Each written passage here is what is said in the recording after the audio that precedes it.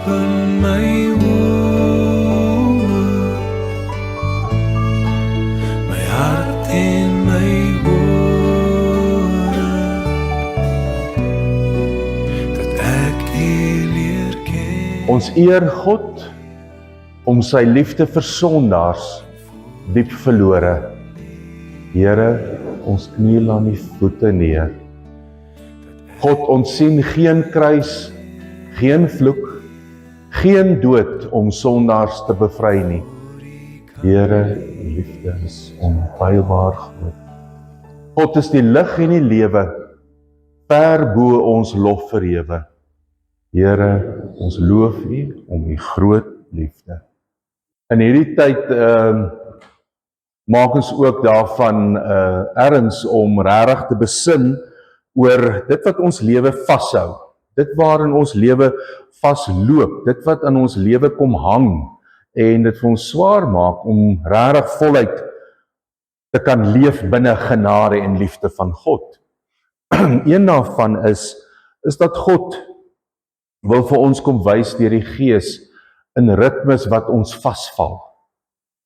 Gewoontes wat ons vir onsself aanleer, wat ons eintlik weerhou, weghou van daarin dat ek in God se genade en God se liefde kan leef. En daarom ook in hierdie lydenstyd dink ons nie net aan die historiese gebeure nie en hoe swaar Jesus moet kry nie, maar ons dink daaraan waarom? Waarom moes dit gebeur het?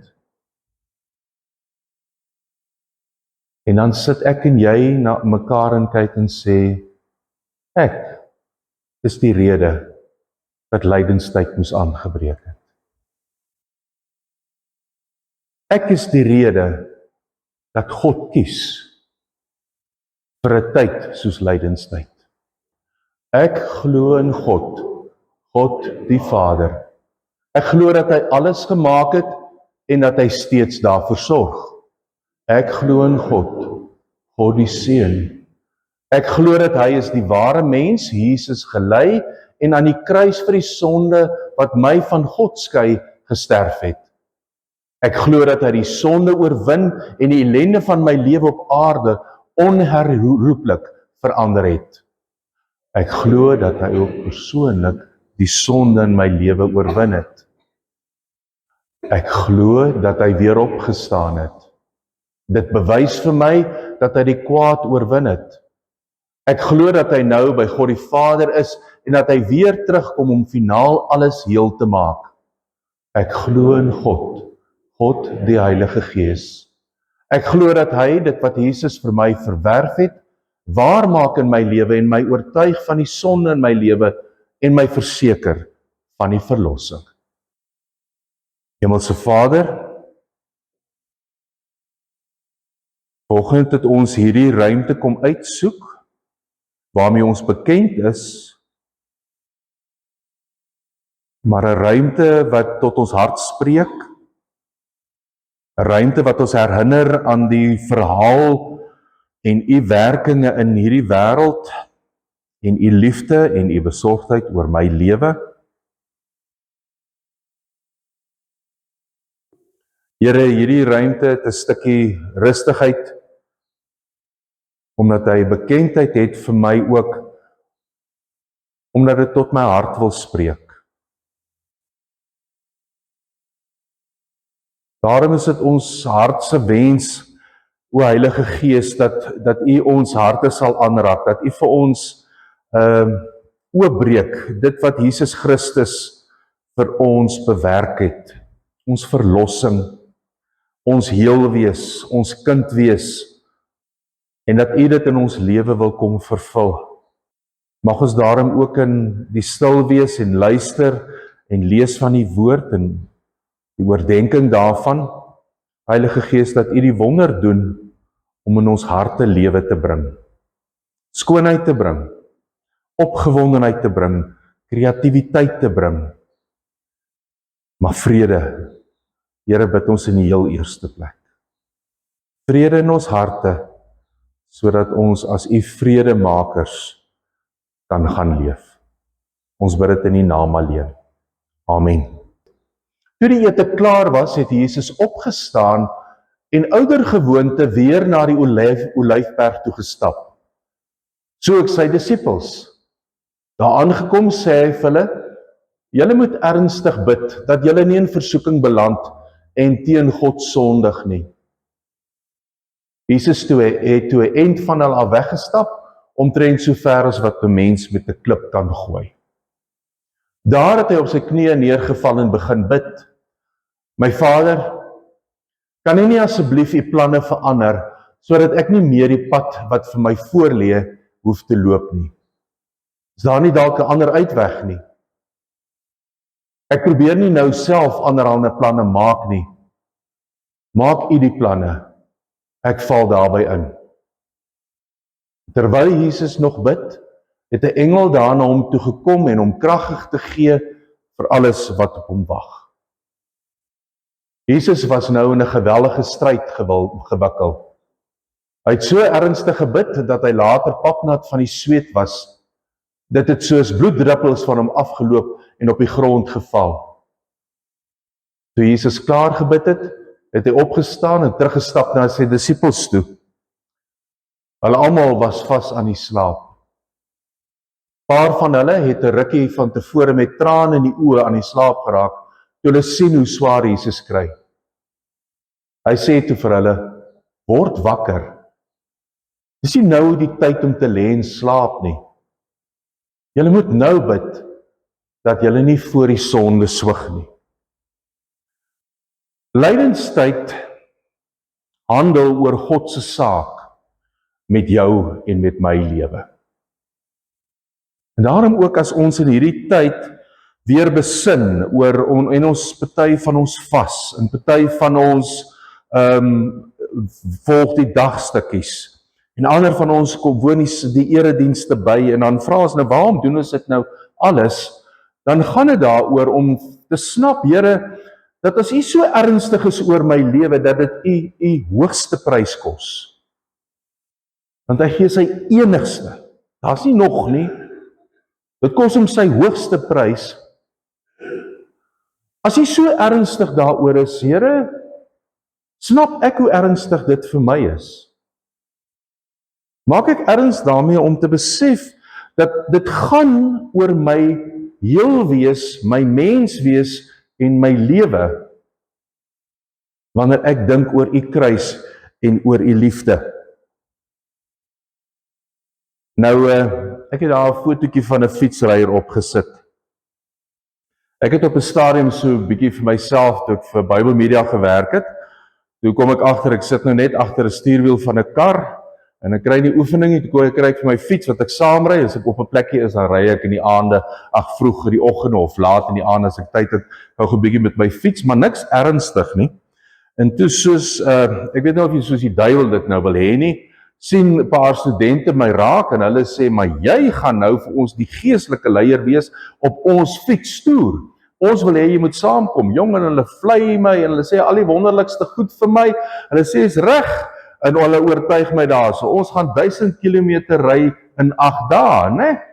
So moet jy mos nou vir jou indink wat gebeur met iemand wat net so vir die van rondry en skielik hier op 'n fiets moet klim en hulle sê vir my wat die broekies wat ek moet aantrek, ongemaklik, druk vir jou dat jou verhemelte eintlik snaaks voel in is 'n wessietjie wat jou lyf druk en jy moet 'n botteltjie water hê, jy moet die regte skoene hê, die hele deur kry ek daar, so dit wat ek net nie voorsien, hulle in alle opgewondenheid, want hulle gaan nou hierdie doom nie saam met hulle laat fietsry. Nou ja, die eerste 3 dae, die eerste dag trap jy met groot opgewondenheid en groot krag, net om die volgende oggend wakker te word en besef, maar al die pyn wat in die lewe nie 'n mens kon gekry het nie, het jou getref, maar alles van onder af.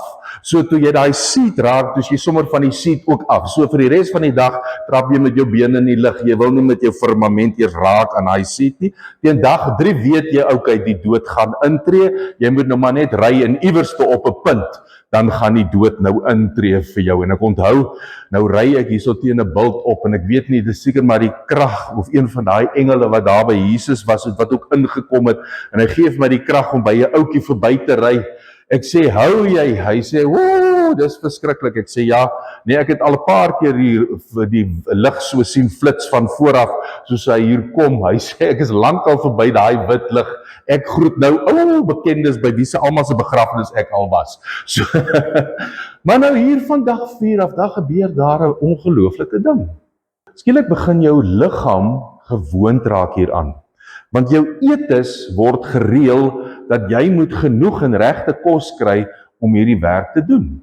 Skielik begin jy al meer in die gewoonte te kom van in die oggende 6:00 staan ons op, jy drink soveel water en daar gaan jy trap die hele dag. Die wind waai van vooraf, jy voel nie meer as dit jou einde is nie, maar jou liggaam het in hierdie gewoonte gekom en daar gaan jy en hier op die laaste dag, daar verras jy jou skielik met 'n tyd wat jy nog nooit voorheen gery het nie, want jou liggaam het die gewoonte aangeleer. Daar was die eet wat jy gevolg het, wat vir jou gehelp het in hierdie gewoonte, daar was slaap, slaap was nie 'n krisis nie, as jy kop neersit, slaap jy tot hulle weer jou wakker maak, so jou hele lewe was gefokus en jou hele dissipline was gefokus op hierdie fietsry. So is dit alles verby en ons groet mekaar en almal is opgewonde want ons gaan nou almal van môreoggend op ons eie gaan ons almal begin met 20 km om te ry. Nodeloos om te sê dit het by goeie bedoelings gebly. 2 jaar later trek ek daar uit Kimberley uit en hier lê die fietsklere. Pragtig, wonderlik, fluorescente klere, dat karre jou van 100 km ver kan sien dat jy op die pad is. Skoene het ek die waterbottel, maar as ek op die fiets klim, dan het ek nie die asem nie. Ek het alles daarso, maar kan nie die fiets ry nie. Dit is alles daar, maar 1000 km sal ek nie weer alleen kan trap nie. Want ek het die gewoonte verloor. Ek het die gewoonte verleer.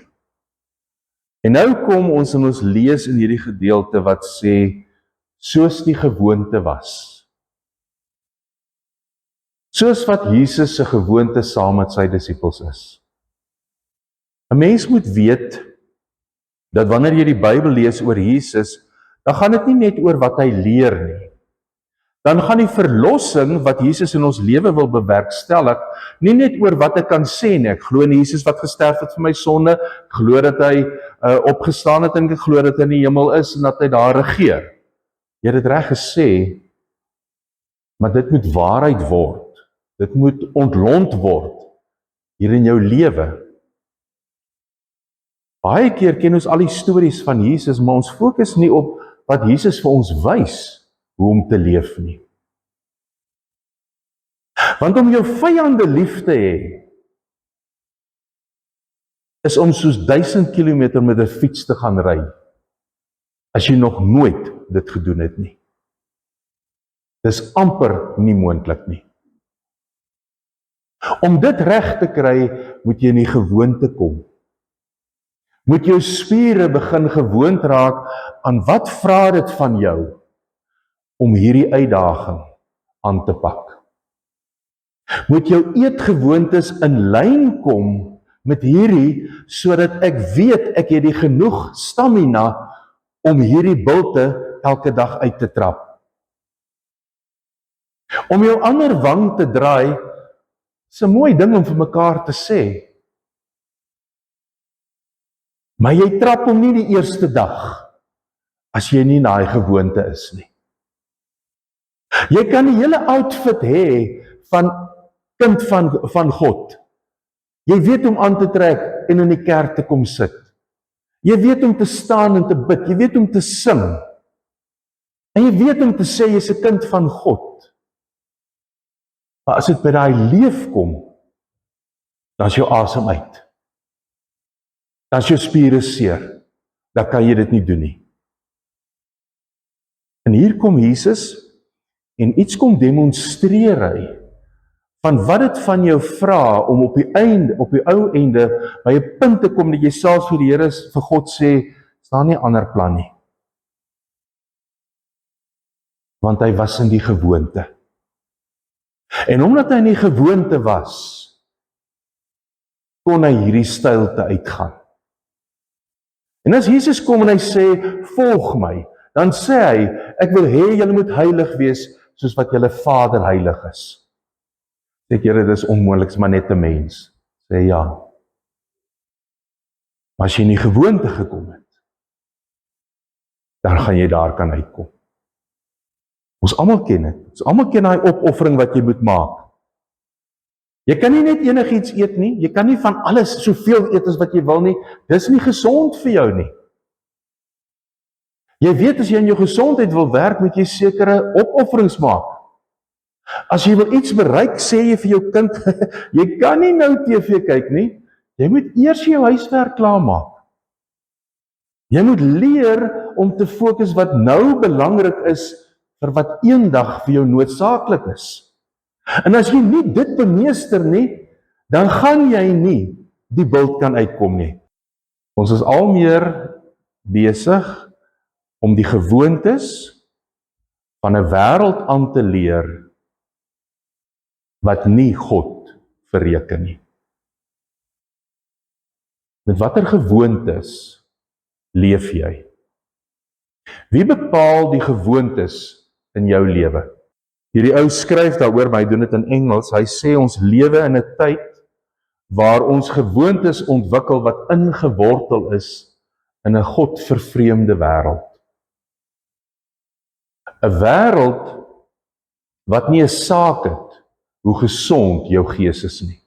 Ja, 'n wêreld wat wil weet hoe gesond is jou liggaam en hoe gesond is jou eetgewoontes en hoe gesond is daai tipe goed en wat se wonderlike vakansies jy kan hê.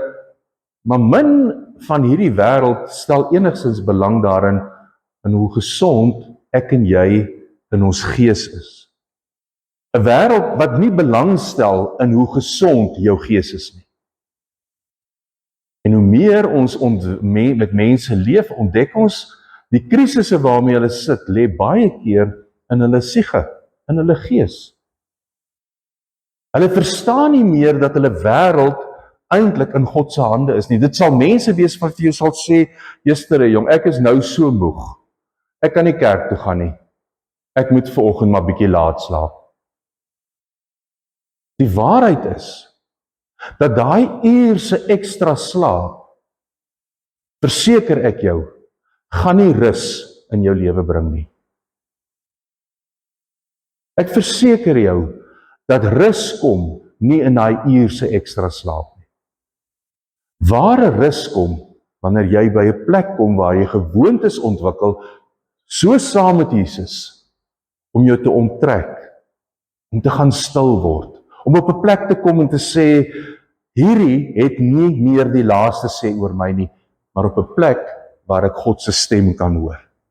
My verhoudings, ons leef in 'n tyd wat ons die gewoonte ontwikkel het. Ons het likes, ons het followers, ons follow, ons het horde mense met wie ons kontak het, maar ons het omtrent met niemand 'n diep verhouding nie. Jesus se gewoonte is, ek sien jou raak, al sit jy in die boom. Ek laat jou afkom sodat ek en jy kan saam eet. Ons het 'n verhouding wat saak maak. My leefstyl, deur wat word my leefstyl bepaal? Gemak, gerief, word my leefstyl bepaal deur Here die eenvoud wat U van my vra. Dit wat U vir my wil gee, 'n stuk dankbaarheid, 'n stuk opgewondenheid oor dit wat die lewe wat die Here vir my gee, of 'n vrees dat ek dit nie genoeg nie. Ek gaan uitmis. En op die ou end, wat dryf jou? Jesus se liefde vir mense, God se plan vir Jesus, dis wat hom dryf. Dallas Willard skryf, specifically in a combination with silence, solitude, afsondering, as arguably the most important spiritual discipline for the modern fast-paced world, describing it as a radical requirement for a deep relationship with God.